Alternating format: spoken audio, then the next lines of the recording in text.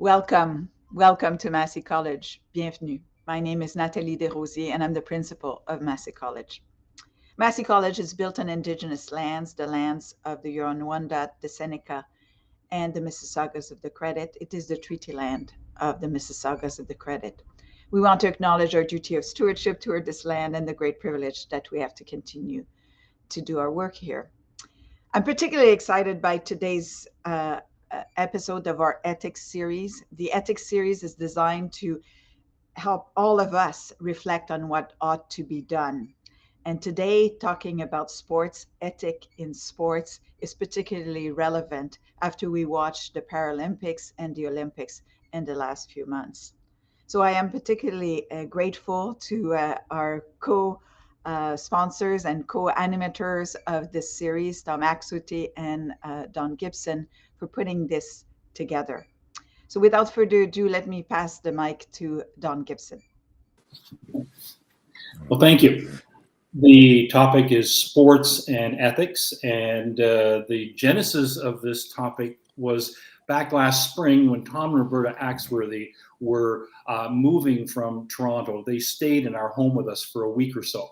And during that time, we watched every second night that wonderful playoff run of the Montreal Canadiens. Alas, it's a different story this year entirely. But partway through a game one night, Tom said, when we're looking at doing panels next fall for Massey on ethics, why not do one on sports?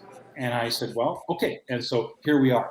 And I want to first welcome and introduce briefly our panelists, and then share with you a few of my own thoughts about the topic. First of all, Bruce Kidd, University Ombudsman and a Professor Emeritus of Kinesiology and Physical Education at the University of Toronto. Writes, teaches about sports and public policy. He's been involved in the Olympic movement throughout his life, participated in the games as an athlete, journalist, contributor to the arts and culture programs, social scientist, founding chair of the Olympic Academy of Canada. Stephanie Dixon represented Canada in 3 Paralympic Games, winning 7 gold medals and setting multiple records. She's become an international speaker, sharing her story around the world, promoting accessible, inclusive, and safe sport. As a coach and mentor, she shares examples for her own experience of struggle and determination to inspire connection, engagement, and motivation. He also served in 2020 at the Tokyo Paralympic Games as Canada's chef de mission. Geoff Kirbyson is a veteran journalist with over 20 years' experience. He spent most of his career at the Winnipeg Free Press, while also contributing to Canadian Business Magazine and the Hockey News, numerous trade publications. He has written a book, he may, I hope, share a little bit about that, the title, Broken Ribs and Popcorn. Like most young Canadians, I grew up loving sports. I played a lot of sports, and I idolized athletes. I had that sense of they were on a pedestal. My oldest brother, who's about 10 years older than I am, went off to the University of Toronto in the 1960s, and he was in a running club, and Bruce was part of that running club. And one day, my brother returned from Toronto and brought me Bruce's autograph. I still remember that. Bruce was on television, he was in the newspaper, and for an 8, 9-year-old boy at that time, it was a big deal to have that autograph. And all these years later, it's still very much in my mind. When I think about sports, I think obviously about big business, and I suppose we'll probably touch on that. Every time the Blue Jays trade away a player I like, I hear, well, it's business.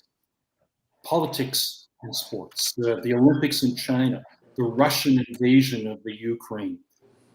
15-year-old Olympic skater testing positive for drugs, just an incredibly shocking story. The National Football League, its most valuable player, and I understand currently the highest paid player, misled, I'm going to use that word, I could use a stronger word than that, misled the league about his vaccination status. A 1-game suspension, and back in time for the playoffs. A number of years ago, as a minister, I had the opportunity to do some chapel services for a Major League Baseball team. And I got to know a lot of the players quite well. And so I was able to observe how they walked that ethical and moral tightrope. Some of them did it with such dignity and poise and success. Others crashed and burned. Others fell off that tightrope. And it leaves me wondering, as we wondered in an earlier panel about the public politicians and their ethical expectations of what they should do, I always wonder in sports about how much we should expect ethically and morally of individual athletes. Do we put them on too high a pedestal? Do we expect more of them than we really should? Well, I think we're going to have a very diverse conversation from our panel, and I'm going to turn it over to Bruce. And Bruce, share with us where you are as well, because well, I'm at the KeyBank Arena in Buffalo, where I'm attending the regionals of the NC2A March Madness basketball tournament. So I'm sitting in a stairwell, and I hope I can do it here and join you. I'm sorry I'm not there in person. The modern Olympic Games has always been roiled by difficult ethical issues, but the last few years have been particularly wrought. For at least 2 years, we've faced a constant boycott campaign against the Beijing Winter Olympic and Paralympics in protest against the genocide against the Uyghurs, the suppression of Tibet, the suppression of democracy in Hong Kong, and the ongoing threats against Taiwan. On what basis should the Olympic movement abandon its traditional ideal of non-intervention in national politics to enable universal intercultural exchange? Because of the great differences between communities, as Pierre de Coubertin had it, as a way of encouraging international respect and lowering the temperature on international conflict. And we must remember, and it's haunting right now, that Coubertin started the Olympic Games as a contribution to the international peace movement when the world saw the conflict escalating that became World War I. To what extent should human rights now, in the 21st century, become the basis for participation and hosting?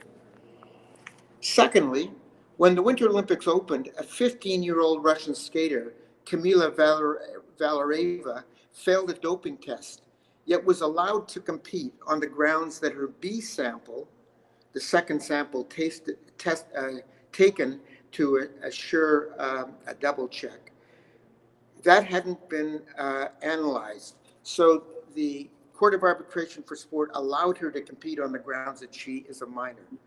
Should there be different rules for children athletes when they can win the same medals as adults? What should those conditions, if any, be? And then with the Russian invasion of Ukraine, with the assistance of Belarus, triggering the worst refugee crisis since the Second World War, and causing incredible damage and loss of life. The Olympic movement and sports organizations very quickly canceled or suspended competition with Russia and Belarus. The International Paralympic Committee, after initially allowing the Russians and Belarus teams to compete, quickly reversed themselves and expelled them. To what extent should those bans be extended to Russian and Belarusian athletes who compete on an individual basis or on a professional basis in Canada and the United States? And should they be accountable in this way? I have called upon the Canadian, US, and British government to deny them visas and work permits effective the end of their season. But is this fair? I have friends and colleagues who suggested that athletes should not be held accountable in this way. For me, in arguing that, I would remind everyone that during the anti-apartheid campaign, led by Black South Africans, we did ban white South Africans from all levels of competition. And with the assistance of the Canadian government, and Marc Lalonde was terrific in initiating this, denied them visas, prevented Canadian athletes from traveling to South Africa, and even banned Canadian South African competition in third countries. That campaign gave great hope to the oppressed Black majority and put on the front page of white South African newspapers the abhorrence of the world to apartheid. I think the same thing should occur here. Those Russian athletes are financed, recognized, and celebrated as national symbols by people in Russia and certainly by the Putin government. And whether they want it that way, that's how they have developed and lived their lives. Mr. Putin in particular thinks sport is particularly important. He's invested hugely in the World Cup and the Winter Olympic and Paralympic Games. He's toned himself so that his personal image as well as his national image is of a powerful sporting nation. I think it's really important that we send the message to him and to his citizens that the world of sport stands solid against Russia and Belarus right now, and we will not welcome their athletes any further. I look forward to hearing the comments of my fellow panelists and from the questioners. Thank you very much. Thank you. Now we'll turn to Stephanie, please. I love hearing Bruce talk about human rights and sport, the amount of knowledge and just the beautiful articulation. However, I'm going to take this in a slightly different direction because studying ethics and human rights in sport is still quite new to me, but I have an incredible knowledge of being a high performance athlete, an athlete with a disability in the Canadian sport system. So I wanted to offer more of an athlete perspective to ethics and rights in sport. I grew up with a disability in Canada, and the Paralympics were not on the television. I actually didn't even know the Paralympics existed. But I loved sport. I loved movement, and living in a society and a world that made me feel that I wasn't as capable, that my body was somehow inadequate. Participating in sport gave me a place where I could feel very empowered. I could explore my body, see what my limits were, push past them. I mean, just have the opportunity that any person with any body should have to feel strong and capable, and that social connection and community. So swimming for me, my sport, was a very positive space in the beginning. And it was something that I needed. I really found sport to be an escape and a place where I could just feel really good about myself. And so I competed in both para and non-para sports. I made it to the collegiate national level for Canadian universities for athletes without disability, and I was a Paralympic champion in the para side. So I've seen sport from both angles, and the inequities that exist in sport is very apparent. That sport is not for everybody, that para athletes are not treated the same. Everyone around me who is in positions of power, leadership, so that's coaches, administrators, people on the board of directors, were all people without disability. And there seemed to be this feeling that those of us who had disabilities should be grateful for the opportunities we were given, because it was not a given that we had the right to be there. And so if I looked around, and I'm not a shy person, I never have been. I usually feel very comfortable to speak my mind, but I felt very disempowered. So this space that gave me so much, and I wanted sport in my life. I needed sport in my life. I didn't want to jeopardize having the opportunity to be involved.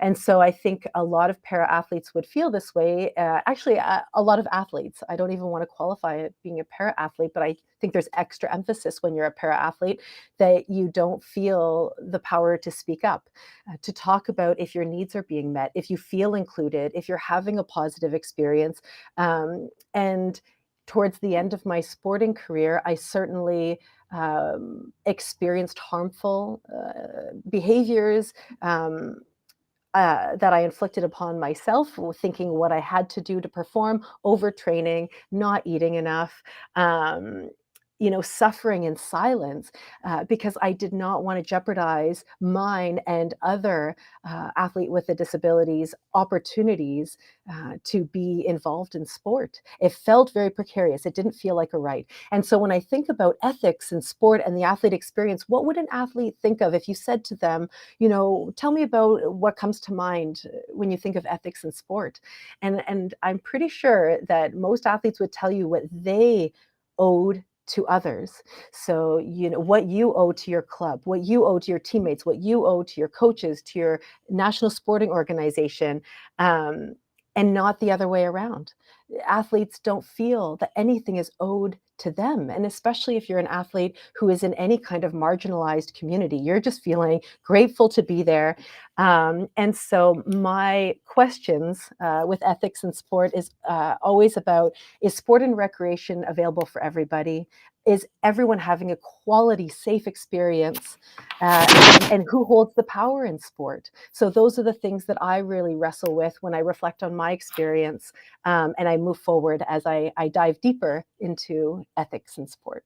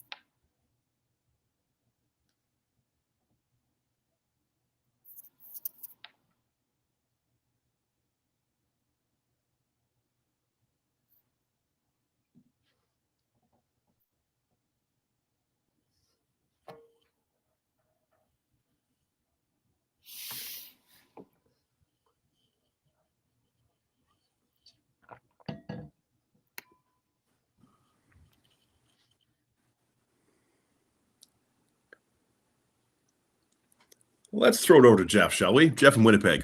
Hey, everybody. So I've got kind of more short snappers than anything else. So just Bill, I was thinking from what Stephanie said when she's talking about athletes being owed.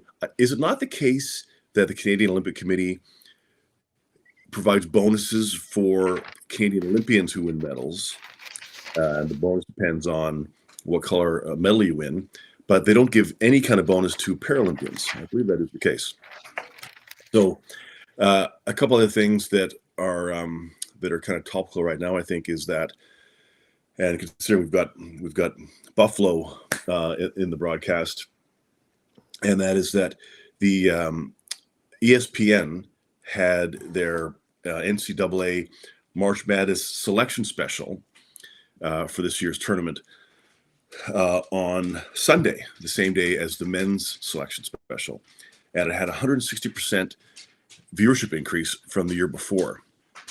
So there really, I think it just goes to show that there are lots of examples, and women's hockey is another one where I'm not sure where the decisions are being made, but there certainly is an appetite for viewers to see women's sports and interest in women's sports. I think also on the NCAA side, this has been going on for years, the fact that the college athletes don't get paid. And while at the same time, they are a billion-dollar industry for the college sports machine throughout the U.S. I was in Lincoln, Nebraska a few years ago, and their college sports, like the football stadium for the college football team there, is 100,000 seat stadium, and Lincoln has a population of 200,000 people. So 1 out of every 2 people in Lincoln can go to a football game because it's that big a deal. And the other one that I was thinking about is, and this is something that we, whenever there's an athlete who's in the news for something off the field of play, it's usually bad. And that is the ability to, or should we be separating the player from the person? And I know Charles Barkley, the basketball player, I think it was him who said that he didn't sign up to be anybody's role model. But there are plenty of examples in all sports where there are players who might be great. Like one in Winnipeg, for example, is Bobby Hull.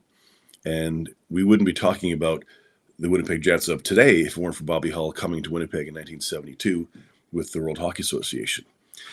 And as great a player as he was on the ice, he would never have been nominated for husband or father of the year.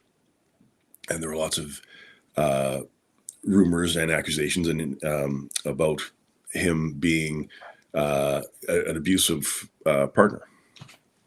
Nothing was ever proven in court. He wasn't convicted of anything, but there were rumors about it. And just recently, he was removed as an ambassador for an alumni ambassador for the Chicago Blackhawks. And they said that it was because the other 2 ambassadors with him, Stan Mikita and Tony Esposito, had passed away, but it still seemed a little bit funny. And on the other side of the border, there was Kobe Bryant, who obviously was tragically killed in a helicopter accident. And I don't remember if that was a year or 2 years ago. It's hard to tell in these COVID times, but let's not forget that he was accused during his career of raping a young woman. And as great as he was on the court, he had some personal failures. And after he died, I'm not trying to say how he should be remembering somebody, but he was looked upon as this fantastic basketball player without much acknowledgement of his failures as a human being. So those are my short snappers. Back to you in the studio.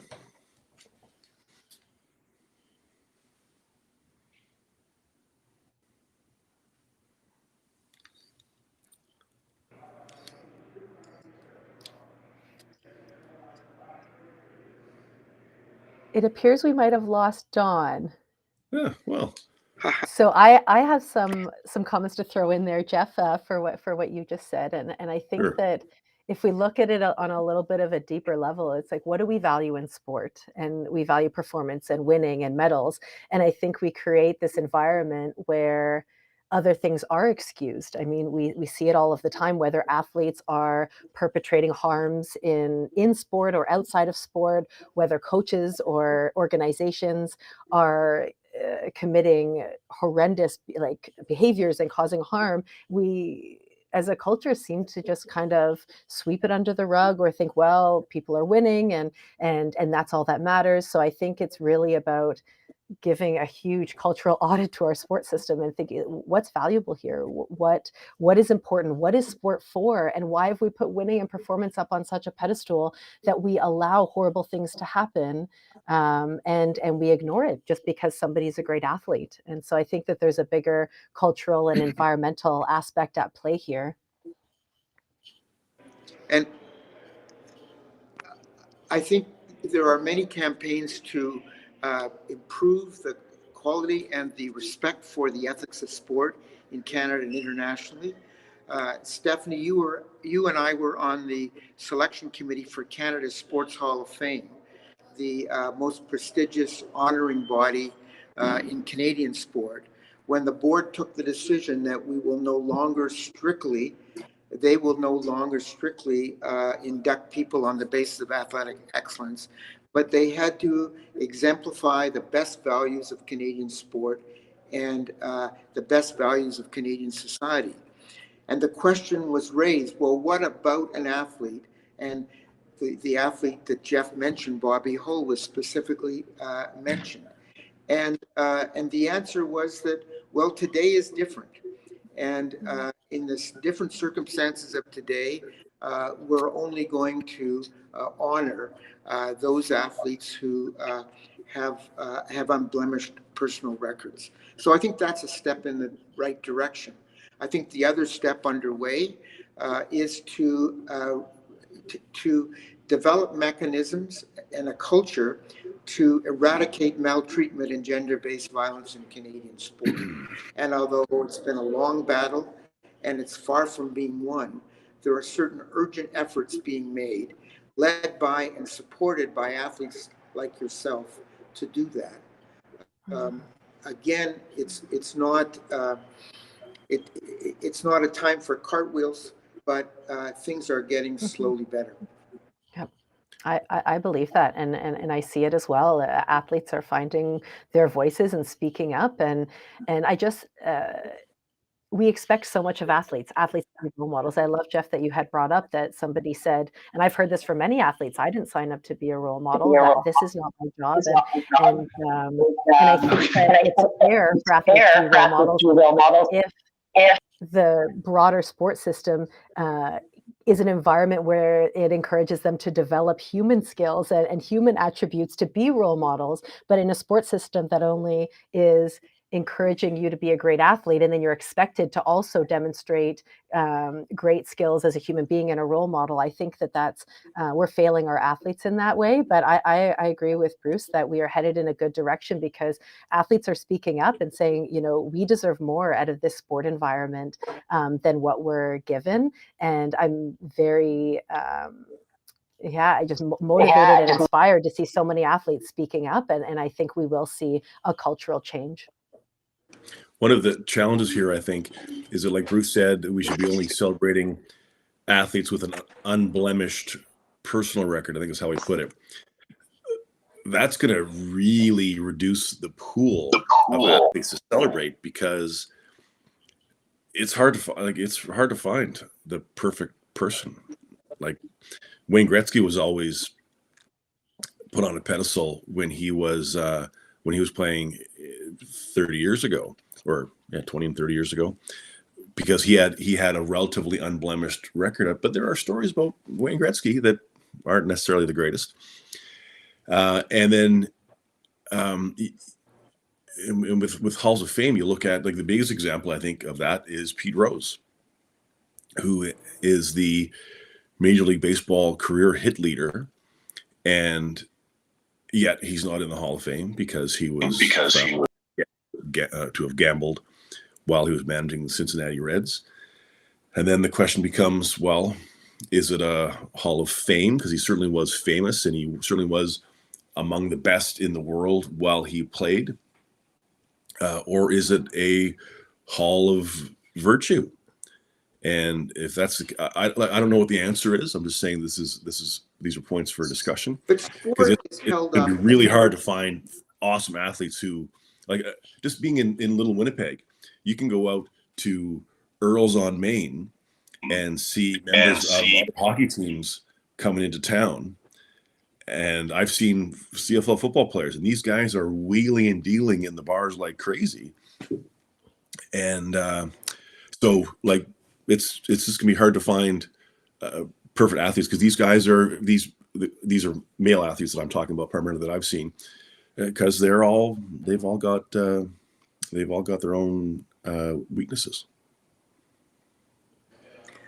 I get that, and I'd be the first to say we have a long way to go to completely change the culture. But we're involved in the trenches of that campaign, and it's important to continue. Secondly, I would say that athletes can't have it both ways. Charles Barkley denied being a role model, but when it came to endorsements, when it came to public addresses, he uttered all of those cliches, as did Pete Rose, and they claim the virtues of sport for themselves. I think it's time that we walk the talk. I think it's time that we ask sports people to live up to the ideals that they so freely profess when it comes to awards and it comes to commercial endorsements, and so forth. I don't think that's too much to ask.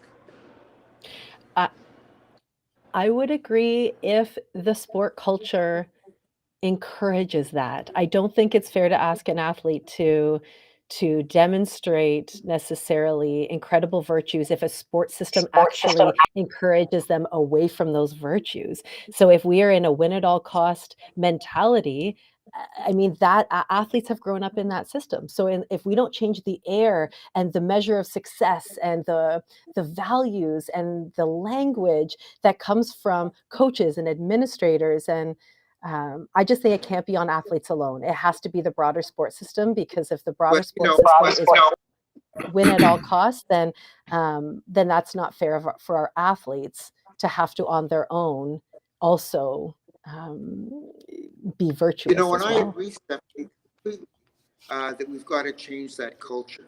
We've got to have equal financial payments for all Olympians and Paralympians, and not just single out the medal winners, and to enable them to live at an acceptable, reasonable standard.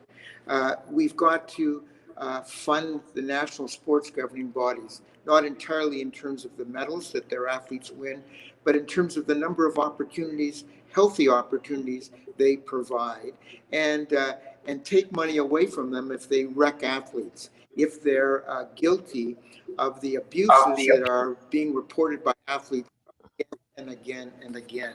So we've got to change the incentives in the way that you suggest. Mm-hmm. Mm-hmm. Absolutely. Am I back in?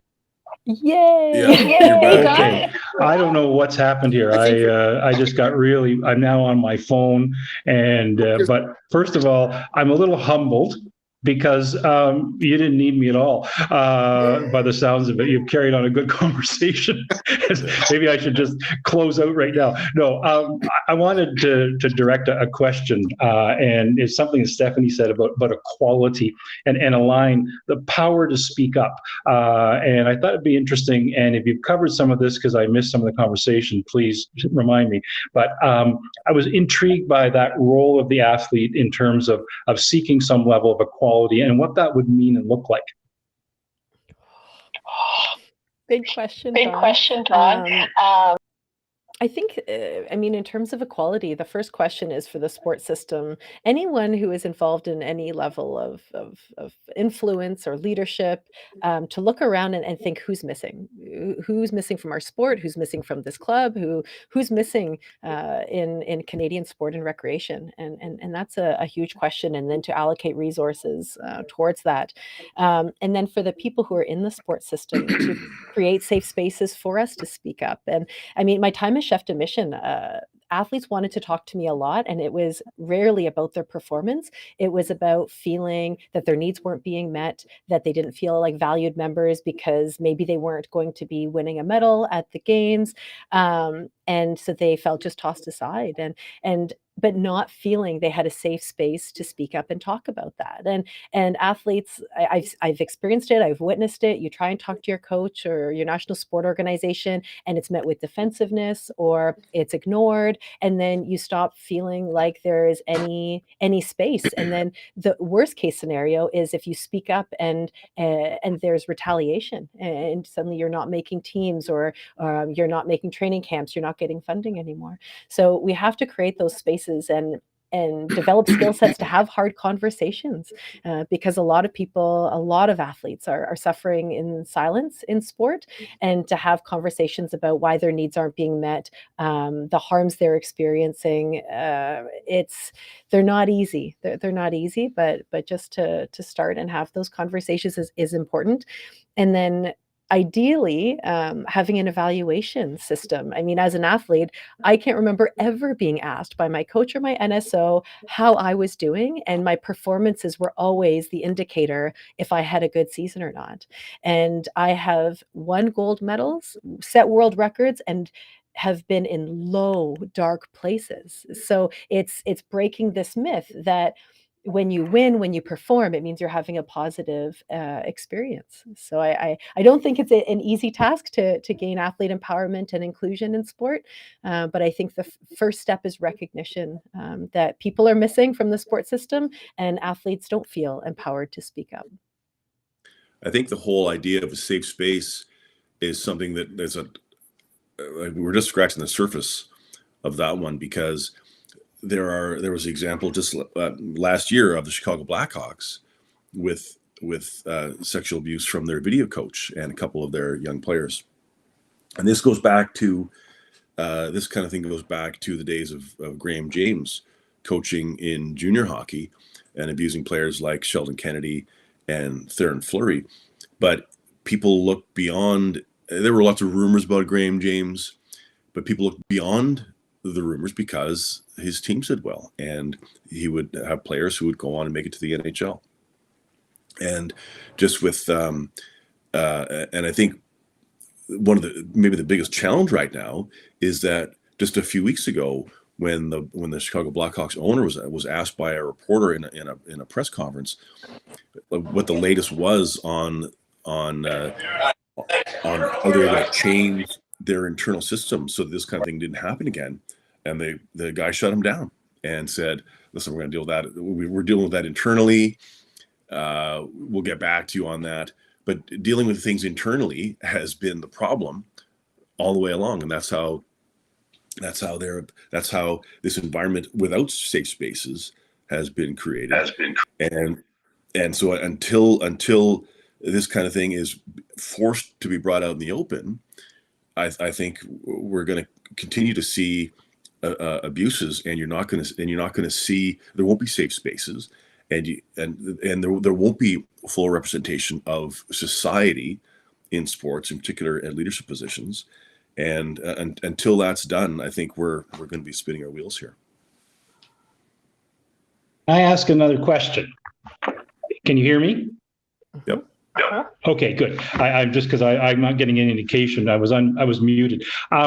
We're talking about some expectations around behavior, and I wonder about your observations about when professional organizations and others actually discipline athletes. If you feel it's done reasonably, even-handed, are there injustices even in the meting out justice?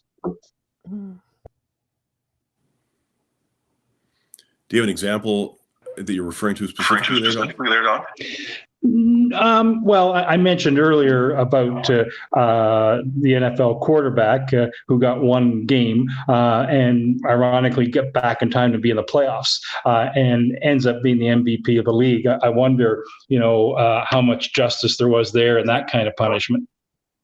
Well, obviously there was nothing there. That you're talking about Aaron Rodgers, and this is just money talks, right? And everyone at the upper end, in the decision makers of the league know that he is the meal ticket for a lot of them, and for TV revenue and memorabilia, and I don't know if he does Gatorade ads or whatever it is, but for all that kind of thing, he was saying what he was saying could have cost lives. Probably did, for all we know. But because he's Aaron Rodgers, he gets to do and say what he wants. And one game for possibly endangering people. And there have been other cases where there have been athletes who have been, I don't remember the name here, but there was one player, I think it was a football player a few years ago, who was caught on an elevator camera punching his girlfriend. And I don't remember what the suspension was, but of course the debate ensued. Oh, it's too long, it's too short. But this kind of thing is, so there are suspensions, but it's still kind of tolerated. And it's like, then the question is, well, how will he be welcomed back by his team? Will he get booed by the fans when he makes his first start again?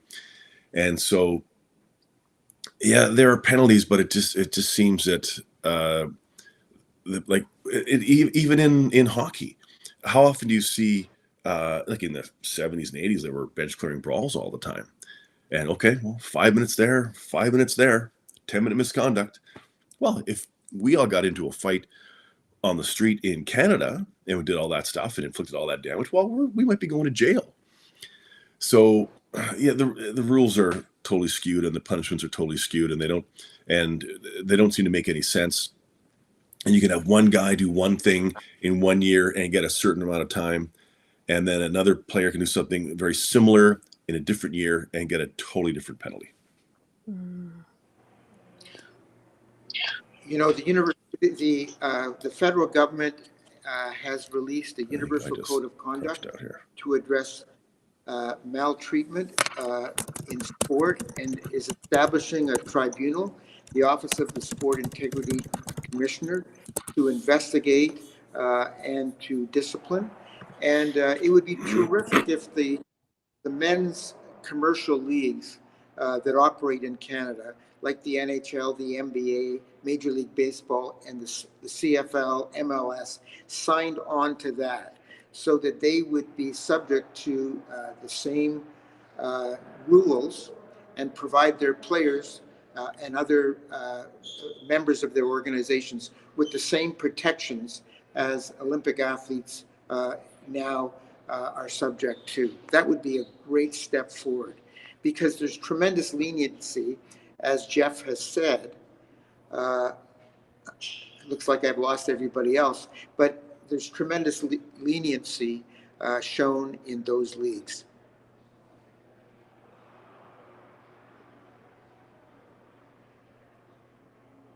Oh, there's John. Yeah, I indicated at the beginning I'd like to hear a good news story. So I'm going to ask each of you to share with me something positive. A development in terms of equity or in terms of racial justice, whatever it might be. Sorry, Don, I didn't hear you. Oh, I'm looking for a positive story where we see sort of ethical movements forward. Could be around racial justice, equality, something like that. Just a good news story.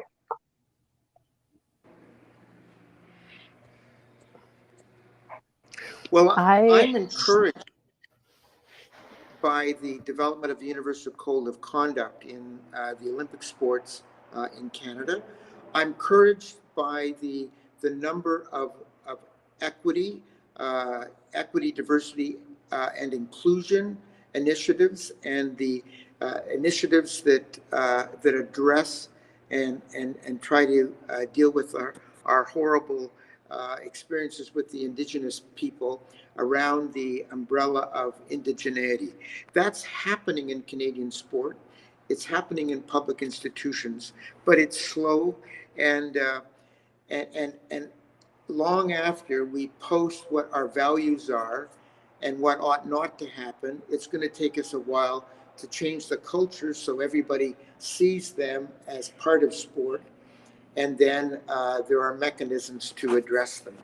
But I don't think anybody in Canada anymore accepts that athletic excellence without demonstrated ethical values is excellence. That's performance, but that's not sporting excellence. And I'm very encouraged by that change. Thank you. Any others want to comment on that? I think I'm just really encouraged by the shift that we're seeing in athletes speaking out, and I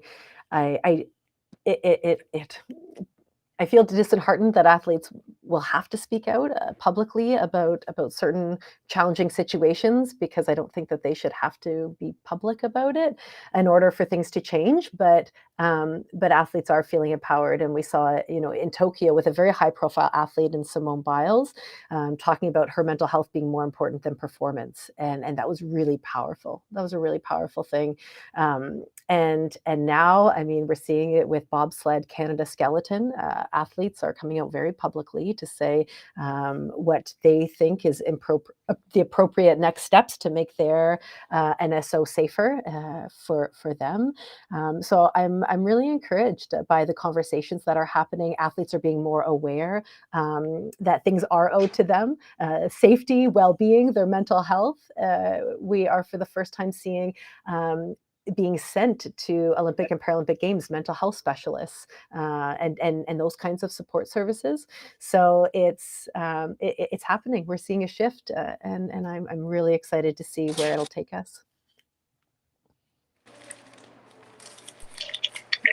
Geoff, can you share with us something?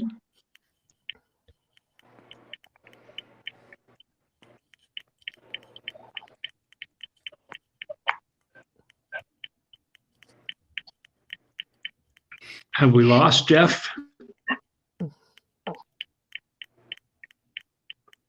Okay. Now I'm lost. Okay. If I'm being heard, I'd like to come back to the question of boycotts and just get. We heard Bruce speak pretty powerfully about that. I'm interested in what others might have to say about that as well. I guess I'm the other.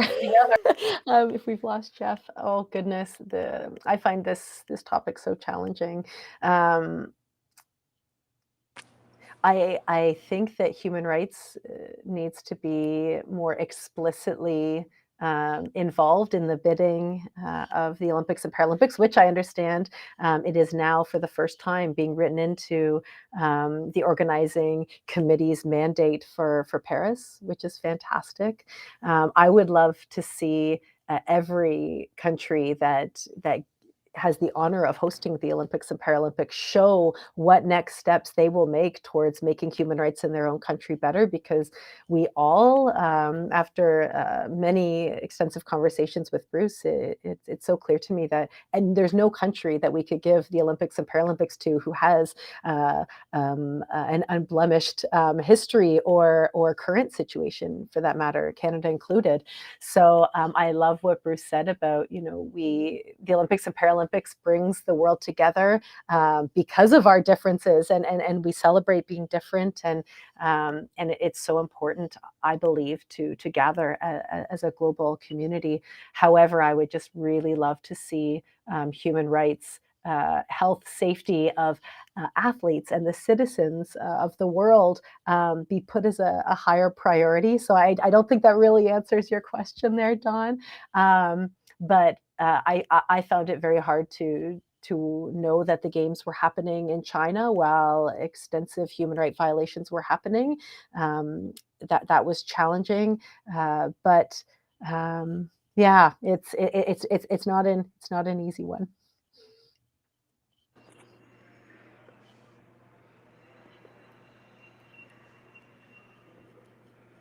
Effective a boycott is, and how effective a boycott is, and anybody wants to comment on that. Well, some boycotts have been very ineffective, and some have been very powerful. The anti-apartheid boycott symbolically brought home to both white and black South Africa the abhorrence of the world to apartheid. And it contributed to the ultimate eradication of apartheid. But it did not do that alone. It took a military victory in Angola against the South African Defense Force. It took an economic boycott. It took a cultural boycott. And it was slow to create that pressure. But I don't think we can say it does not have a symbolic impact. And as I said in my opening statement, in a country like Russia, where sport has been so closely aligned with their image of national greatness and national pride, to deny them the opportunity to compete against the world, I would like to think would be a telling censure.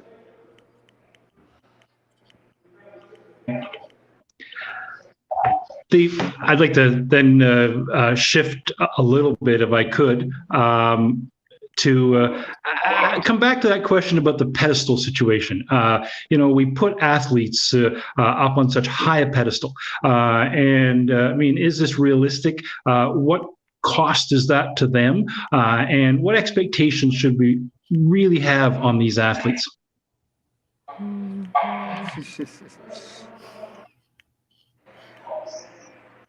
Well, I mean, it is such a trans-historical practice for societies to elevate athletes as their symbolic representatives. It's gone back to the ancient Greeks. In every society we have seen, athletes have been presented to their own population and to external populations as symbolic champions. I don't see us reversing that practice anytime soon. But I think athletes need to be helped with that responsibility, not smothered by it, not choked by it, in the unfortunate way we've seen with athletes recently. Be given an opportunity to speak truth to those who are putting those responsibilities on them, and given opportunities to live some distance from those responsibilities. But it's very, very difficult. I don't think the Canadian government would be funding our Olympic and Paralympic teams to the extent they do if those athletes were not seen as exemplars of pan-Canadian unity. And that is double or treble the case for most other countries in the world. So we have to make these responsibilities more humane, with more agency for the athletes involved. But I don't think we're going to reverse that history very easily. Anybody else want to comment on that?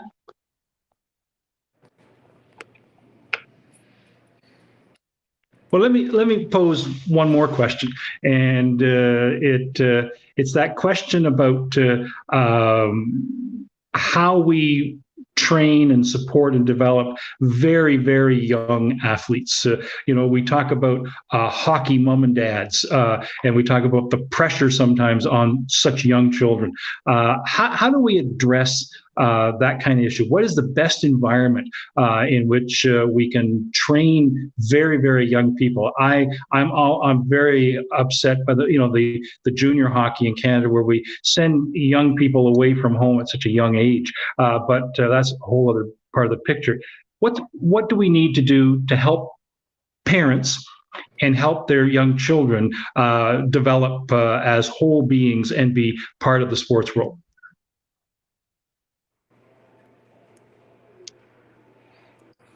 Stephanie, do you want to take a crack at that?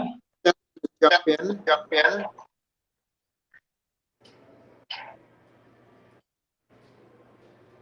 I think you got to give kids choice, lots of choice, and you've got to give them lots of support, regardless of their athletic performances. And if they want to leave sport, or they want to do a different sport, or they want to spend more time on another discipline like dance, or more time on their school, they've got to be supported in doing that. That being said, there are some children who love sport, who love a single discipline so much, and to be denied that opportunity would be another form of tragedy. I don't think anyone would have said to Glenn Gould's parents that they were abusing him by allowing him to express his love for the piano as many hours as he did when he was a child. So it's a very delicate balance, but first and foremost, the child must have choice. Okay. Anybody else on the panel want to respond to that?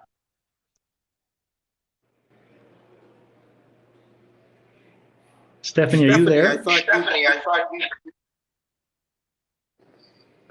We're having an ongoing connectional challenge here. Is Geoff there? Well, Bruce, I have you, so I'm going to ask you for any kind of final comment you might want to offer for us. Well, I'm delighted that you raised this question for this, because too often sports are siloed, and these issues are hotly debated among sports people, as you've heard, but there's very little outside interest, or people who are actively pursuing rights issues in other domains park their brains when it comes to sport and simply cheer. And as a result of that, the treatment of child athletes, the treatment of abuse, the treatment of gender-based violence in sport has fallen behind many other spheres of society. And so to have the eyes and the voices of people right across society on these issues in sport is, to me, a very helpful development. And I'm very grateful that you've put this on the series of Massey, because Massey is a very important community for public policy. Okay, well, thank you. And I want to thank Geoff and Stephanie. And again, I want to apologize to our viewers that we certainly seem to have had some connectional challenges all the way around. But I hope there was enough captured here in the conversation to encourage you to think more about the relationship between sports and ethics. Thank you very much. All the best.